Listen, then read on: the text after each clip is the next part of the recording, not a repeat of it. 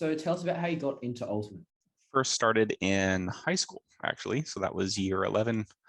We were meant to do an hour of exercise a week.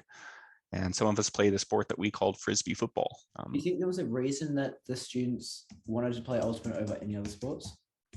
Because Ultimate is kind of a geeky sport and we were all geeks.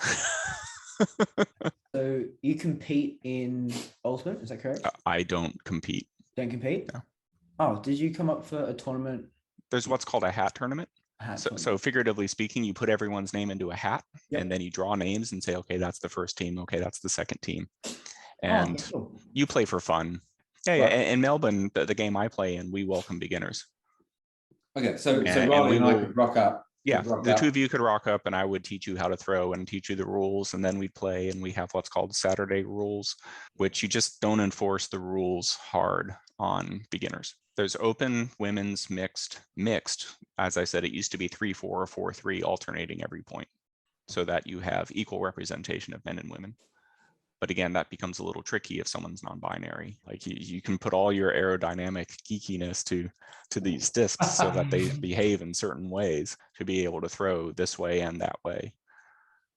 And then to get it to curve either way, this way and that way. And then you start looking at overheads and you start looking at throwing down low and making the disc rise. Or, well, there's not the hatred toward the referee for one thing.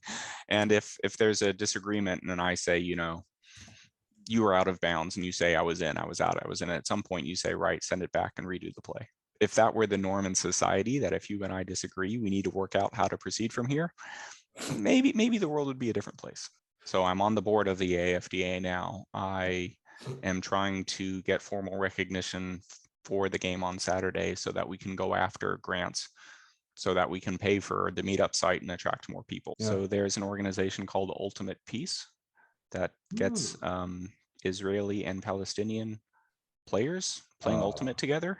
And again, it's when you guys have a problem, you have to sit down and talk it out. Like these ideals of Ultimate are doing in the world. There's Indigenous Ultimate. There's a lot of other like Ultimate adjacent things that are happening. When I first moved to Australia, I didn't know many people. How do you meet people as an adult? Yeah.